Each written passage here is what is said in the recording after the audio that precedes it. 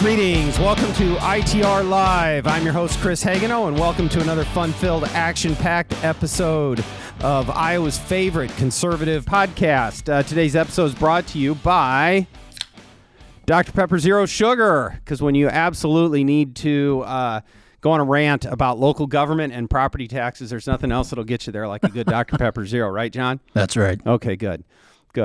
I mean, I'm sitting right here. Okay, and Coke Zero. Is that okay? Good. So we got our all right. Okay. So we promised to have a very exciting episode for you today, and I can tell that both you two are very excited as well. John here, I had to about drag him in here to get him fired up about this one. I know how much he loves local government. So we're going to get a little bit technical at the outset, and I want you all to stick with us for a little bit because we're going to bring it back around, hopefully as quickly as possible. But we're going to talk about property taxes today, and we're going to talk about assessments and rollbacks and budget numbers. And my job is to try and keep it fun and interesting, and your guys' job is to actually say things that are meaningful. You guys ready? Said another way, it's our job to bring the boring stuff. Yeah. Okay, good. I lean on you guys to actually have the information. So anyway, recent episode, we had John and Sarah in here. And we talked about some of the basic mechanics of property taxes and how it's actually calculated. And we talked about your home's assessment and then millage rates and something called the rollback. And I don't want to necessarily go back into the rollback, but the short answer is that's the percentage of your valuation that you pay the tax on. So if you're rolled back to 56%, you pay taxes on that remainder value. Did I get that right? No. Okay, I shouldn't use that language. Explain rollback.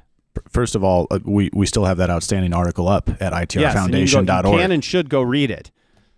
But if I believe if we say the rollback is 56%, that means we are rolled back to 56% of the assessed value, and that's what you're paying taxes on. That's what I meant to say. I know that's what you meant, but the listener may not have. So okay. So the reason I bring this up is because there was a bill yesterday that started in a subcommittee in the Iowa Senate Study Bill 1056, which dealt with exactly this issue. And it got a little bit of news coverage, but wasn't front page of the paper stuff. But it's really important because it has a direct impact on what you pay.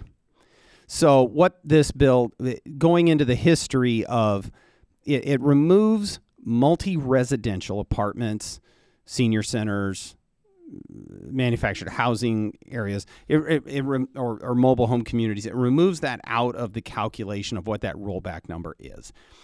And what you need to know is the net of that is that right now, adding those into that rollback calculation for a single home was making us pay tax on a higher percentage of the home's value. And so the bill would remove those apartment buildings and nursing homes and whatever out of that, which would then bring the rollback down from 56 to 54%. Lots of numbers, lots of facts. But the net of that is the individual residential homeowner would pay less in taxes. Did correct. I say that part right? Yes. Okay. So it took me 4 minutes to get there, but I think we've laid the groundwork for what this bill does.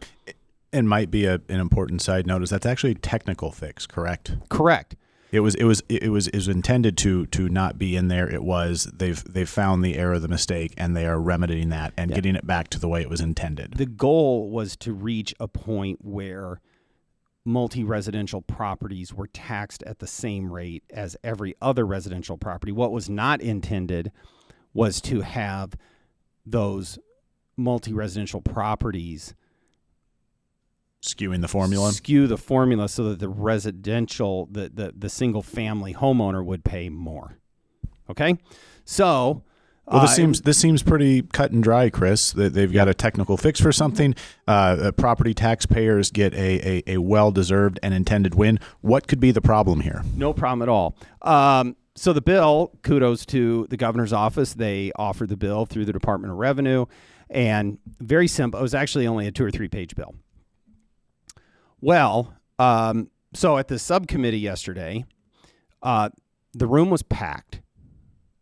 In the Senate, you can watch the subcommittees on Zoom too, which is actually kind of interesting. Folks should do that from time to time if there's something they're interested in. And there was another 100+ people online. Now, we talk about being the voice of the taxpayer at Iowans for Tax Relief. We were about the only voice of the taxpayer in the room because the rest of the room was filled with every color and stripe of city lobbyist, county lobbyist from all over the state. Chris, city finance officials. Chris, that's a really interesting point, and I don't want to derail where you're going with this, but it seems interesting that a lot of those paid lobbyists are paid with, property taxpayer dollars. It seems interesting that property taxpayer dollars are going to pay lobbyists to argue against, the interests of the property taxpayer. Right. So just so I'm clear, the cities and counties and those folks that spend your tax dollars were, maybe some of them were, I don't want to paint with too broad of a brush. Most of them are there to defend their ability to tax you more. Yes, paid for with your property tax dollars. And if that's intriguing at all, another plug for ITRFoundation.org. Yeah. We have an article up there about taxpayer-funded lobbying, and we show some of the amounts that Chris, folks are spending across the country. The whole program we do here is a commercial for, taxrelief.org and ITRFoundation.org. Okay. And let's make no mistake, right, So this John? is all well placed. That's right. John, I promise you, this whole thing is an endeavor in getting people to see your content. Yeah. That at the end of the day, that's the net of all of this. So, okay. So we got a room full of cities and counties that want the ability to continue to take more of your money by way of property taxes. And one of the main arguments here is that the bill was actually retroactive. So it would go back to the previous assessment year, so that when the next bill comes due, you could get the lower taxable valuation. Which is what was always intended, correct? Right. Well, they really didn't like that part because it was a long chorus of, well, we can't do that. We've already started our budget process. We that wouldn't be transparent. That would be yanking the football out of the way. Chris, one of the comments I saw in a newspaper article from a city manager in Southwest Iowa said their budget process is complete at this point. He also offered, except for taking it the taxpayer hearing. Right.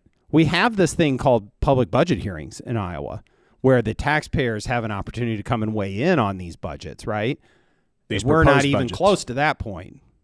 So it's interesting that these city and county officials, considering their budget process is done and they're already it's in the bank, where it's at, you haven't even taken it to your taxpayers and allowed them to weigh in. Somehow these transparency measures, these things that are meant to drive conversation so that the government has to listen to taxpayer, somehow they're not working. John, should a citizen of a community have an opportunity to weigh in on their city's budget or their city's tax rate? Absolutely. That's that even goes back to the colonial times. That's part of our heritage. Thank you, because I was hoping you would go there. But it is the foundation of American democracy is local engagement at the local level. And we've talked about that repeatedly, that what we think, if nothing else, that we can do to try and impact what's happening at the property taxes is get folks engaged at the local level.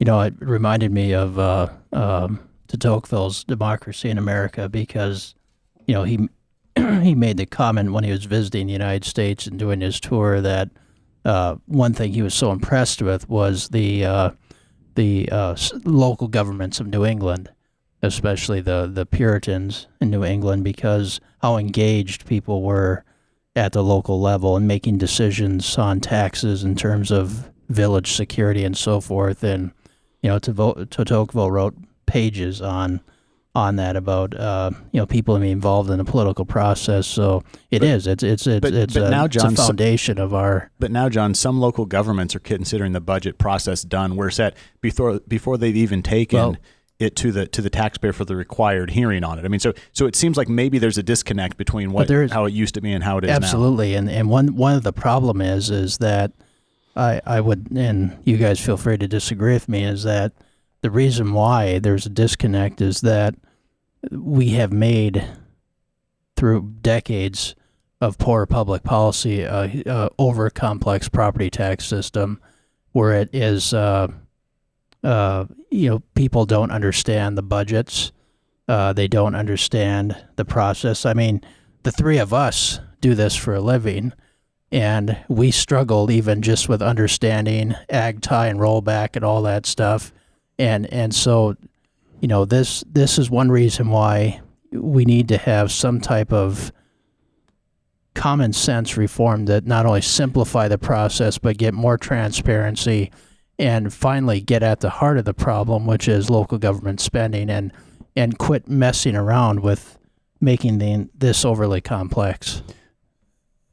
The average Iowan who gets up and goes to work and comes home and is frustrated at their property tax burden should not have to go to their city website, which may or may not even have the document there, or if it is, it's buried. May not be front and center. Pull out some 100-page behemoth and then go cross-check it with the Department of Management to try and glean some sort of bottom line number for what the city wants to spend, what the rate of increase is, and by the way, something we haven't even touched on yet, which is the amount of surplus money they got sitting in the bank account that they somehow can't touch.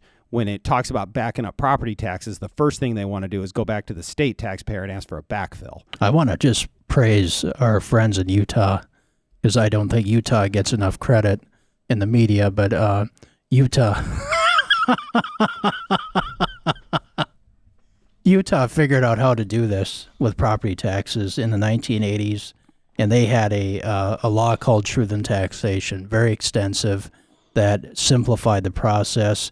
And Utah probably has some of the highest engagements in terms of people participating in local government because people understand what's going on. Well, they understand what's going on, John, because of a process within Utah's system called direct notification, where mailings are sent to every individual property tax owner or property owner, and it says the new budget's being contemplated. Here is what your bill is now. Here is what it will be if this budget passes. Like it or not, here's the hearing. You can come voice your opinion. By the way, Chris, that concept is in our ITR Foundation I was Property say Tax that Toolkit, if you didn't, which is on the itrfoundation.org website. I don't know if we've talked about the website yet today. And to do another shameless plug, this concept was also addressed by a column that Jonathan Williams and I wrote that was in the Cedar Rapids Gazette, actually in print today. Oh, great. So there we go. I mean, I'd like to summarize the two issues we've got going on with property taxes. I mean, one, the number one issue is local government spending. Okay, but here's the two issues, the challenges to get our arms around it. One, how do folks understand that? As you point out, John, folks on our team have years of working in public policy or in government itself. I come from a finance background where I did budgeting for a multi-billion-dollar corporation. I can normally work through these things, okay? But when we want to dive into local government budget docs, we have to be very deliberate about how we go through and tie the things out. The citizen needs something that is easier to understand and that can tell them directly what it means for them. The other issue that's sort of related to that is this idea of transparency and citizen input. Local governments will tell you everything they do is very transparent. And it is in the sense that it's done out in the open during public hearings or public meetings. I'd start to push back against that concept or that claim a little bit, though, if you're telling me your budget's already set before you've taken it there. If we really want a conversation to take place in every local community between local taxpayer and local government official, we need to change the system because this clearly is not getting it done as is. So again, we need budget documents and property tax impact to be clearly explained to people, and we need a way for them to engage easily and directly with their government because those two things are not happening right now. And as a result of that, we see local government spending go up and up and up. So and I wanted to make the point too in this subcommittee that we watched. There actually were I know at least a couple of counties that were on that really said, "Hey, this seems reasonable. We get what you're trying to do here. We just like you to tell us as soon as possible what the rate is and the rules and sort this out so that we can make the decisions." Well, kudos to those folks that did it that way, and that is their approach. They understand the issue, and I suspect that the folks that think that way are actually thinking of the taxpayer first, and that, yes, we're gonna need to do this, and if that's the approach, then absolutely we should take a look at what, if they need a small tweak to be able to accomplish it, fine. A year or two or backfill is not the answer to that. But there were some in that meeting that had what I thought was a very reasonable approach to this. Now, not necessarily the legion of others that just simply couldn't quite figure out a way to abide by taking slightly less taxpayer dollars. But can I point out there? But they're really not taking less. They're taking less more. Yes, that's an official term in public policy circles. Is less more. Yes, they wanted to take this much more. We're only going to let them have slightly less more. One thing this morning, reading some of the articles about this bill, you see a lot of quotes from various, whether it be a lobbyist or a city official, saying, well, we're going to take a hit on this, and basically what's at stake is schools, roads, public safety. Is that fair, do you think, for these local officials to say that? Well, they always start there. That's just a basic lobbying tactic. If you don't give us what we want, it's going to be complete lawlessness.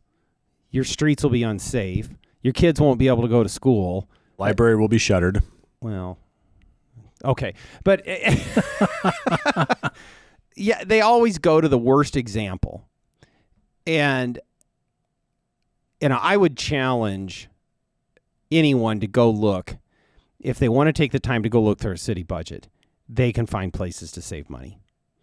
Any average Iowan with a half an hour and a red pen can go through one of these city budgets and find places to save money. They just can. So don't come at me with less police officers or can't do anything with the roads, which is a separate funding stream, by the way, largely, but whatever. Keep in mind, in one particular community where a local leader was very vocal about what this would do, even if this Senate bill goes through and is signed into law, the adjustment, the rollback is adjusted, they are still planning to collect more money this year than last. So to offer up a whole month of public safety would just be gone. I would argue, what are you spending the rest of your dollars on if more money than last year still can only pay for 11 months of public safety? Was this the particular community that's planning on nearly 8% increase the amount of tax dollars they bring in? It is. That's sitting on multiples of their annual budget in reserves? Yes. But they've got to cut police and fire and ask the state taxpayers for a handout. Well, if the rollback is computed the way it's intended to be, they're going to have more money than next year, and that might mean a month of public safety. So Great. Okay. Well, I think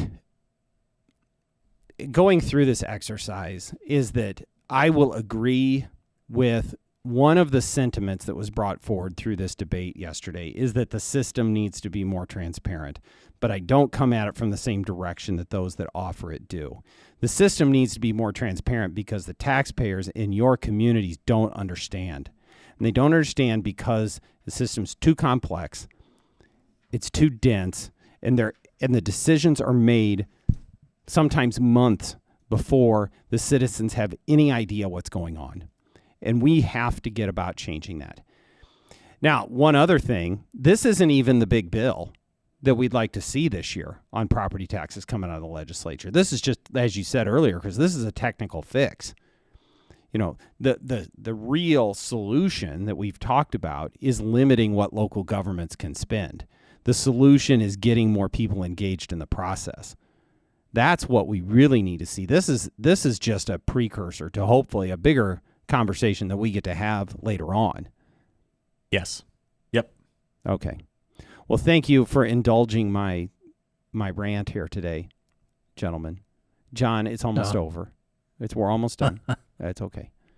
All right. Well, 20 minutes, one topic. We've never really done that so much on the podcast, but I think we covered a lot of ground. So there's much more that we can and will say about property taxes, can and will say about taxpayer-funded lobbyists and assessments and rollbacks and rates. But what the takeaway of all of this is that the system isn't working the way it needs to work in this state. And it's got to get better.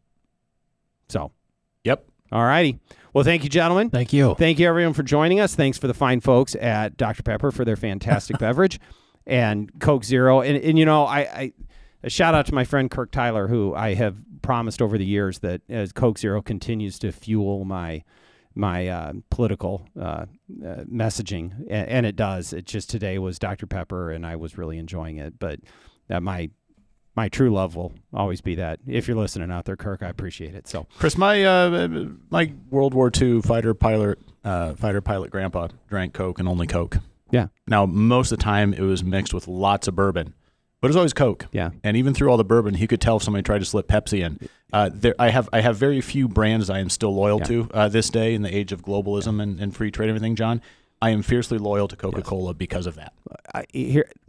Chris, good enough to win the war, good enough for me. Yeah, Coca-Cola and its related products are one of the foundational building blocks of America. And yes. Yep, that's it. All right, That's good. all I We're wanted done. to say. All right, don't forget to share the podcast with your friends. Tell your neighbors, tell your dog, tell anybody that will listen, because we've got a lot to say and a lot of folks that need to hear it. So with that, we will see you next time.